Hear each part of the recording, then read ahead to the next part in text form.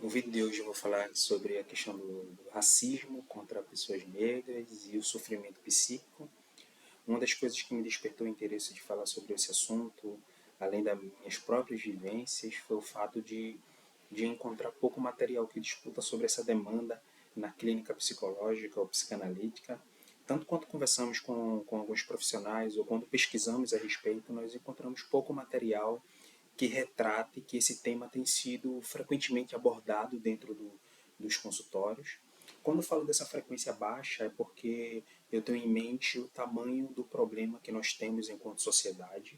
Quando pensamos que vivemos em um país racista, em um país que desenvolveu todo um mecanismo para deixar estruturado uma forma de racismo que exclui a pessoa negra das posições de prestígio social, e juntando a isso o fato de nós vivermos numa sociedade onde mais da metade da população se declara pretas ou pardas, então nós entendemos que deveríamos encontrar, né, uma demanda que fosse proporcional ao tamanho desse problema, né?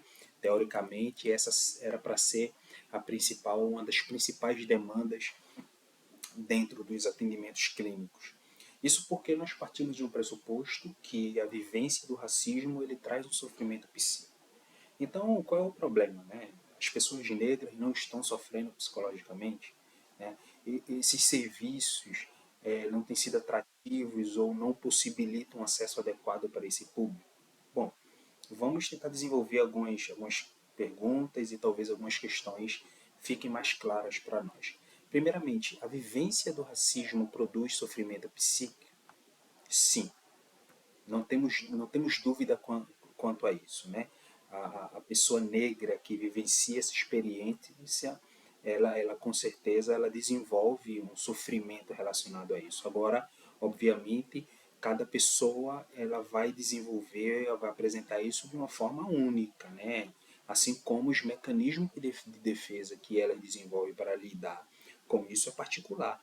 Algumas pessoas conseguem viver relativamente com isso, enquanto que outras, né, muitos outros casos, né, e muitas vezes nem mesmo a pessoa se percebe nisso, né, mas é necessário um acompanhamento profissional porque aquela vivência, aquela experiência do racismo coloca uma situação de sofrimento que inviabiliza um bem-estar social. E o sofrimento se dá por várias formas, e uma delas está relacionada com a construção da própria identidade. Uma pessoa que cresce entendendo que pessoas parecidas com ela, que só ocupa determinados lugares, só preenche determinadas posições sociais, essa pessoa poderá ter uma dificuldade na construção do seu ideal do eu. Ou seja, imagine alguém que encontra a identificação somente nas pessoas que trabalham em subempregos, que todos os semelhantes que ela conhece estão numa determinada classe social marcada por limitações severas, enquanto que ela olha para outros níveis da escala social e ela vê ali majoritariamente pessoas brancas. Né? Para essa pessoa é muito possível que ela crie uma identificação, né, somente com aqueles lugares subalternos que historicamente foi mantido para as pessoas de cor. Né? E sair desse lugar e entrar em outro patamar, né, exercer uma outra função, com outro nível de prestígio social, causa até uma certa estranheza e dificuldade para superar essa barreira.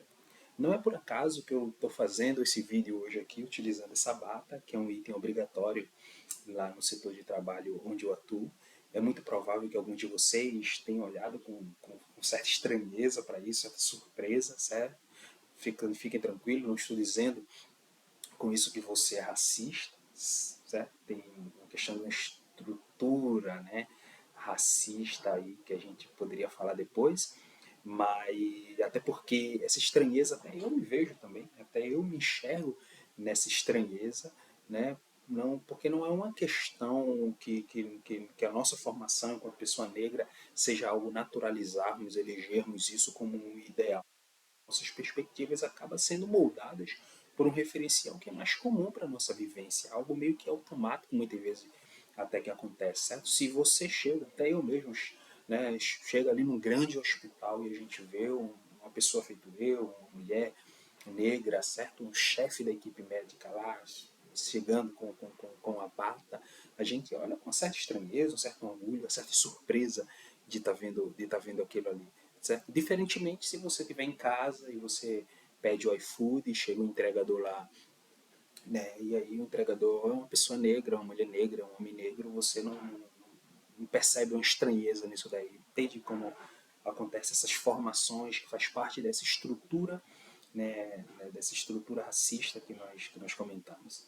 Então, esse sentimento de estranheza diante de algumas posições sociais é um dos problemas que a pessoa negra enfrenta e não se sente à vontade, né? Muitas vezes não suporta determinadas lutas por ascensão profissional ou social, pois o sentimento de não lugar é algo constituinte, faz parte ali da sua formação.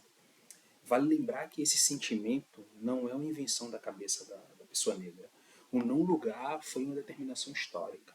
O negro tinha um lugar quando chegou aqui na escravidão, era ser escravo, certo? Após a escravidão foi liberto e o que sobrou para ele foi só um não lugar. Ele não poderia trabalhar como os brancos, não podia estudar como os brancos, exercer seus direitos políticos como os brancos. Não era o lugar. Sobreviveram a partir dessa ideia que não existia um lugar onde eles pudessem usufruir os mesmos direitos que os brancos. Passado o tempo, ficava claro na sociedade brasileira onde não é. Então, além de vivências do nosso próprio tempo, né, as experiências psíquicas vividas no passado, ela nos alcança de alguma forma. E aí, para o negro ascender socialmente para posições que lhe eram proibidas, é necessário um esforço social, físico e mental muito grande. Vejam, na maioria dos casos, como as estatísticas demonstram, né, as pessoas negras elas estão na camada mais limitada da vida social. Para ter um emprego melhor, por exemplo, vai ter que estudar muito, enquanto trabalha muito, cuida da família, outras responsabilidades, além do esforço mental para enfrentar as frustrações, os preconceitos, o sentimento de exclusão, né? Enfim, estou só aqui analisando um elemento relacionado a esse sofrimento psíquico, não existe outras questões. Né? Então, existe o sofrimento, temos uma população enorme que passa por isso, então, porque isso ainda não é uma das principais demandas no atendimento clínico. Relacionado um pouco ao que foi dito anteriormente, está a questão do próprio estranhamento da pessoa negra com o seu sofrimento. Muitos não acham que seu sofrimento é legítimo. Vivemos em uma sociedade, veja só, onde foi ensinado que possuímos uma democracia racial. Não tem racismo aqui, é o que diziam, e ainda tem muitos que sustentam isso. E muitas pessoas negras não se permitem sofrer por isso. Ou pelo menos não quer que isso seja reconhecido pelo outro, porque o outro provavelmente não irá legitimar esse sofrimento. Então prefere se esconder, né, para que isso não se torne um sofrimento ainda maior. Nossa sociedade, só recentemente, aí vemos grandes empresas, mídias, né, governos, né, falar a respeito dessa questão da existência do racismo e de ter alguma ação contra o racismo, porque até pouco tempo atrás e durante a maior parte da nossa história isso foi negado. Foi pregado a ideia de uma democracia racial como uma marca da sociedade brasileira.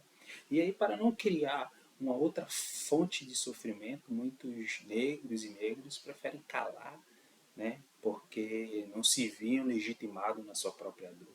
Está aí talvez uma das outra razão que justifique essa pouca procura para falar desse sofrimento. Aliado a isso, né, existe a questão que inicialmente os serviços terapêuticos, né, foram elitizados, foram criados para a elite, foi construído para atender uma demanda de não existir a pessoa negra. Então, consequentemente, não teve uma identificação do negro e da negra em buscar um psicólogo, um psicanalista para falar ali do seu sofrimento, além das questões dos custos necessários para ter acesso a esse serviço, né, que é um outro elemento importante.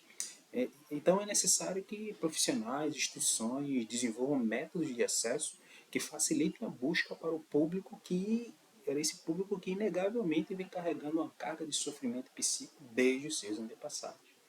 Enfim, esse tema fala especificamente a questão da pessoa negra, até porque é fruto de um artigo que está em desenvolvimento, mas como vocês devem ter percebido, né, as questões que a gente levantou aqui, ela se aplica também a outros grupos, a outras situações que enfrentam problemas similares, né, como a questão da mulher, do público LGBTQIA+, pessoa com deficiência, a própria questão da pobreza, enfim, seriam necessários estudos mais específicos para falar sobre o assunto. De toda forma, é isso. Agradeço pela atenção de vocês. Até mais.